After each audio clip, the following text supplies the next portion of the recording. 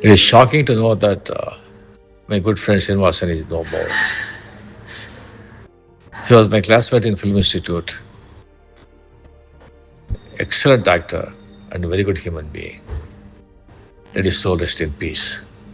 Thank you. ഈ audio സംഭാഷണം നിങ്ങൾ കേട്ടത് ഇന്ത്യൻ സൂപ്പർ താരമായ രജനീകാന്തിൻ്റെതാണ്. രജനീകാന്തും ശ്രീനിവാസനും ഒരുമിച്ച് പഠിച്ചതാണ് ഫിലിം ഇൻസ്റ്റിറ്റ്യൂട്ടിൽ, മദ്രാസ് ഫിലിം ചേംബറിൽ. അന്ന് മദ്രാസ് ഫിലിം ചേംബർ ഈ 4 ഫിലിം ഫ്രട്ടേണിറ്റിയും, അതായത് മലയാളം, തമിഴ്, തെലുഗു, കന്നഡ, ഈ 4 ഫിലിം ഫ്രട്ടേണിറ്റിയും കൂടെ ചേർന്ന് ഒരു ഫിലിം ഇൻസ്റ്റിറ്റ്യൂട്ട് ഉണ്ടായിരുന്നു. അത് നടത്തിയിരുന്നത് മദ്രാസ് ഫിലിം ചേംബറാണ്. അവിടെ ആദ്യത്തെ ബാച്ചിലായിരുന്നു ശ്രീനിവാസനും രജനീകാന്തും ഒരുമിച്ച് പഠിച്ചത്. അന്ന് ശിവാജി റാവു ആയിരുന്നല്ലോ, രജനീകാന്ത് ആയിരുന്നില്ല. ശിവാജി റാവുവും ശ്രീനിവാസനും ഒരുമിച്ച് പഠിച്ചതാണ്. അന്ന് മുതൽ തന്നെ ഇവർ തമ്മിലുള്ള സൗഹൃദം ഭയങ്കരമായിട്ടുണ്ടായിരുന്നു. ശ്രീനിവാസൻ അത് ഓർത്തെടുക്കുന്നത് ഒരു അഭിമുഖത്തിൽ ഇങ്ങനെയാണ്: ആ സമയത്ത് ഇയാൾ വലിയൊരു സൂപ്പർ താരമാകുമെന്ന് ഞാൻ കരുതിയിരുന്നില്ല, അന്ന് അറിഞ്ഞിരുന്നെങ്കിൽ ഞാൻ കുറച്ചുകൂടി അടുത്തേനെ എന്ന് ശ്രീനിവാസൻ പറയുന്നുണ്ട്. മാത്രമല്ല, ശ്രീനിവാസൻ രജനീകാന്ത് എന്ന ശിവാജി റാവുവിൻ്റെ അന്നത്തെ വളരെ ദുരിതം പിടിച്ച നാളുകളെയും കുറിച്ചുകൂടെ സംസാരിക്കുന്നുണ്ട്. പല സുഹൃത്തുക്കളും രജനീകാന്തിന് മണി ഓർഡറുകൾ അയക്കുമായിരുന്നു. അത് ഈ 1 രൂപ, 1.5 രൂപ, 2 രൂപയൊക്കെയാണ് മണി ഓർഡർ. അപ്പോൾ ഈ പോസ്റ്റ്മാൻ വരുമ്പോൾ പോസ്റ്റ്മാന് മാറി നിർത്തിക്കൊണ്ട് ഈ 1 രൂപയും 2 രൂപയും മണി ഓർഡറൊക്കെ ഈ ശിവാജി റാവു സ്വീകരിക്കുന്നത് ശ്രീനിവാസൻ കണ്ടിട്ടുണ്ടെന്ന് ശ്രീനിവാസൻ പറയാറുണ്ട്. അപ്പോൾ പോലും ശ്രീനിവാസൻ പറയുന്നത് ശിവാജി റാവു അനുഭവിച്ച ദുരിതം, ആ സമയത്ത് ശിവാജി റാവു എന്ന രജനീകാന്തിന് ഒപ്പം ഉണ്ടായിരുന്ന ആളുകൾ ആരൊക്കെയാണ് രജനി അവരെ ചേർത്ത് പിടിച്ചിട്ടുണ്ടെന്നും ശ്രീനിവാസൻ പറയുന്നുണ്ട്.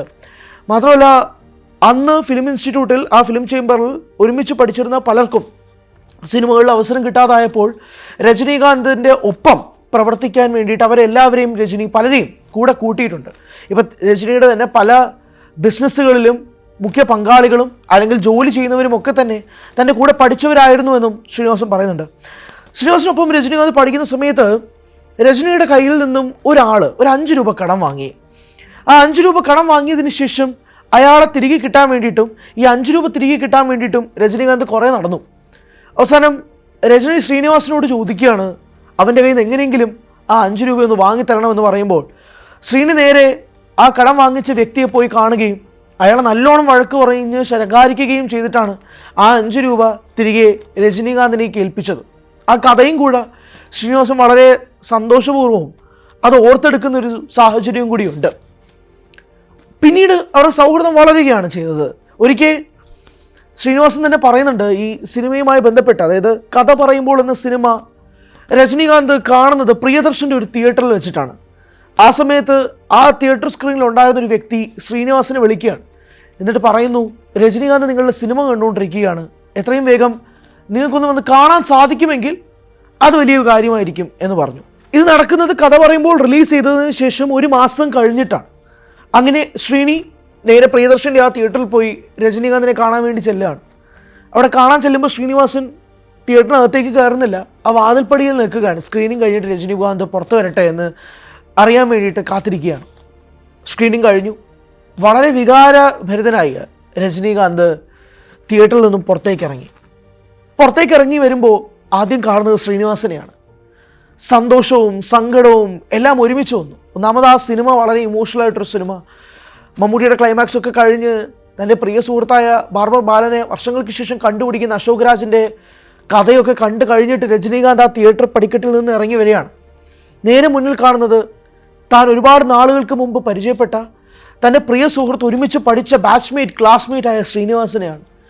രജനീകാന്തിനെ എല്ലാം കൊണ്ടും നിറഞ്ഞ സന്തോഷവും സങ്കടവും എല്ലാം ഒരുമിച്ച് വന്ന് ശ്രീനിവാസനെ ഓടിപ്പോയി കെട്ടിപ്പിടിക്കുകയാണ്. എന്നിട്ട് പറയുന്നു, നിനക്ക് ഇത്രയും നന്നായിട്ട് എഴുതാൻ കഴിയുമായിരുന്നോ? അറിഞ്ഞിരുന്നെങ്കിൽ നിനക്കൊരു വാക്ക് എന്നോട് പറഞ്ഞുകൂടായിരുന്നോ? എനിക്ക് വേണ്ടി ഒരു സിനിമ ചെയ്തുകൂടായിരുന്നോ എന്ന് രജനീകാന്ത് ശ്രീനിവാസൻ്റെ മുഖത്ത് നോക്കി ചോദിച്ചു. അതിനുശേഷം ശ്രീനിയുടെ കൈയും പിടിച്ച് ഒരു മുറിയിലേക്ക് കൊണ്ടുപോയി ഒരുപാട് നേരം സംസാരിക്കുകയും ചെയ്തത് ശ്രീനിവാസൻ ഓർത്തെടുക്കുന്നുണ്ട്. പിന്നീടാണ് കഥ പറയുമ്പോഴുടെ തമിഴ് റീമേക്കായ കുസേലൻ പി വാസുവിൻ്റെ സംവിധാനത്തിൽ അശോക് രാജായി രജനീകാന്ത് വരുന്നത്. കഥ ശ്രീനിവാസൻ്റേതാണ്, നമുക്കറിയാമല്ലോ. അങ്ങനെ തുടങ്ങിയ ബന്ധമാണ്, അല്ലെങ്കിൽ അങ്ങനെ മുന്നോട്ട് പോയ ഒരു ബന്ധമാണ്. രജനീകാന്ത് നടൻ ദേവനോട് തൻ്റെ നഷ്ടപ്രണയത്തെക്കുറിച്ച് സംസാരിച്ചിട്ടുണ്ട്. പക്ഷേ അത് ദേവൻ മാധ്യമങ്ങളോട് പറയുന്നതിനേക്കാൾ മുമ്പോ അല്ലെങ്കിൽ ഒരു പടി മുകളിലോ ശ്രീനിവാസൻ വഴിയാണ് നമ്മളിത് അറിയുന്നത്. ശ്രീനിവാസൻ വഴിയാണ് മലയാളികൾ അറിയുന്നത്. അതായത് രജനീകാന്തിനൊരു പ്രണയം ഉണ്ടായിരുന്നു. രജനീകാന്ത് ബസ് കണ്ടക്ടറായിരുന്ന സമയത്ത് ബസ്സിൻ്റെ ബാക്ക് ഡോറിൽ കൂടി ഒരു സ്ത്രീ കയറാൻ നോക്കിയപ്പോൾ രജനീകാന്ത് ആ സ്ത്രീയോട് പറഞ്ഞത് ഫ്രണ്ട് ഡോറിൽ കൂടെ കയറൂ എന്നതാണ്. അങ്ങനെ ഫ്രണ്ട് ഡോറിൽ കയറ്റിയ ആ സ്ത്രീയെ പിന്നീട് രജനീകാന്ത് പ്രണയിച്ചെന്നും രജനി ആ പ്രണയത്തിൻ്റെ ആഴത്തിൽ നിന്ന സമയത്ത് രജനി പറഞ്ഞത് ആ പെൺകുട്ടിയോട് എൻ്റെ ഒരു നാടകമുണ്ട്, നീ വന്ന് കാണണമെന്നാണ്. ആ നാടകം കാണാൻ പോയ ആ പെൺകുട്ടി രജനിയുടെ അഭിനയത്തിൽ ഭയങ്കരമായി വീണു പോവുകയും പിന്നീട് രജനി അഭിനയിക്കാൻ വേണ്ടിയിട്ടുള്ള എല്ലാ തരത്തിലുമുള്ള സാമ്പത്തിക സഹായം ചെയ്തതും ആ പെൺകുട്ടിയാണ്. പെട്ടെന്നൊരു ഘട്ടം എത്തിയപ്പോഴേക്കും ആ പെൺകുട്ടിയും രജനിയും തമ്മിലുള്ള ബന്ധം അവസാനിക്കുകയായിരുന്നു. എവിടെ പോയെന്ന് രജനിക്ക് ഇന്നും അറിയില്ല എന്ന് ശ്രീനിവാസൻ ഓർത്തെടുക്കുന്നുണ്ട്. ശ്രീനി പറയുന്നൊരു കാര്യമുണ്ട്, ഇന്നും ആ പെൺകുട്ടിയെ കണ്ടുപിടിക്കാൻ സൂപ്പർ താരം രജനീകാന്തിന് സാധിച്ചിട്ടില്ല എന്നുള്ളത്.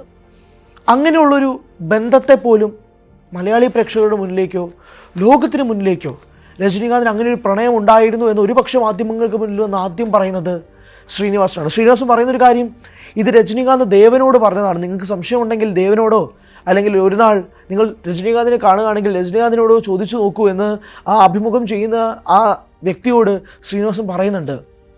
അങ്ങനെ ഒരു ബന്ധം രജനീകാന്തുമായി വളരെ ആഴത്തിലുള്ള ബന്ധം സൂക്ഷിച്ചിരുന്ന വ്യക്തിയാണ് ശ്രീനിവാസൻ. ഇപ്പോൾ ശ്രീനിവാസൻ മരണപ്പെട്ട് കിടക്കുമ്പോൾ രജനീകാന്ത് ഒരു ഓഡിയോ സന്ദേശം അയക്കുന്നുണ്ട്. ഒരു 18 സെക്കൻഡ് നീണ്ടു നിൽക്കുന്ന ഓഡിയോ സന്ദേശം. അതാണ് നിങ്ങൾ ആദ്യം കേട്ടത്. ശ്രീനിവാസൻ ഓർത്തെടുക്കുന്ന ഒരു കാര്യവും കൂടിയുണ്ട്. ഒരു തിയേറ്ററിൻ്റെ വരാന്തയിലൂടെ പൊയ്ക്കൊണ്ടിരിക്കുന്ന സമയത്ത്, അതായത് AVM സ്റ്റുഡിയോസിൻ്റെ വരാന്തയിലൂടെ പോകുന്ന സമയത്ത് രജനീകാന്ത് മേക്കപ്പ് റൂമിലുണ്ട്. മേക്കപ്പ് റൂമിലിരുന്ന് രജനീകാന്ത് ഈ സിഗരറ്റ് ഇങ്ങനെ സ്റ്റൈലിൽ ഇടുന്നത് പ്രാക്ടീസ് ചെയ്തുകൊണ്ടിരിക്കുകയാണ്. ആ സമയത്ത് ശ്രീനിവാസൻ ഇങ്ങനെ പോകുന്നുണ്ട്. രജനീകാന്ത് വളരെ ദൂരത്ത് നിന്നാണ് ശ്രീനിവാസനെ കാണുന്നത്.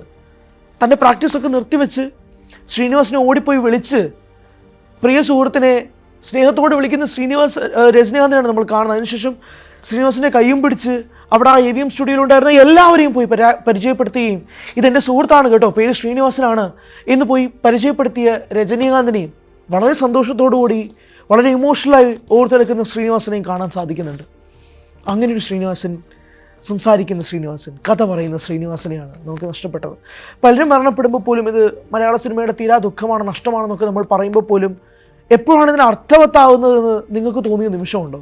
ആ നിമിഷമാണ് ശ്രീനിവാസൻ മരണപ്പെടുമ്പോൾ മലയാള സിനിമാ ലോകത്തിനൊട്ടാകെ തന്നെ തോന്നുന്നത്. ചിന്തിപ്പിക്കുകയും ചിരിപ്പിക്കുകയും ചെയ്ത ഒരു ലോഡ് സിനിമകൾ. സന്ദേശം എന്ന സിനിമയായിരിക്കും ഒരുപക്ഷെ ശ്രീനിവാസനെ സംബന്ധിച്ചിടത്തോളം നമ്മൾ ഏറ്റവും കൂടുതൽ പറയുന്നത്. പക്ഷേ there is a lot above സന്ദേശം. സന്ദേശത്തിനേക്കാൾ ഉപരി ശ്രീനിവാസൻ ചെയ്തു വെച്ച ഒരുപാട് സിനിമകളുണ്ട്, മുഹൂർത്തങ്ങളുണ്ട്, ഡയലോഗുകളുണ്ട്, രംഗങ്ങളുണ്ട്. അങ്ങനെയാണ് രജനീകാന്തും ശ്രീനിവാസനും തമ്മിലുള്ള സൗഹൃദത്തെക്കുറിച്ച് സംസാരിക്കുമ്പോഴും രജനിക്കും ശ്രീനിവാസനും ഒരുമിച്ച് പറയാനുള്ളത്.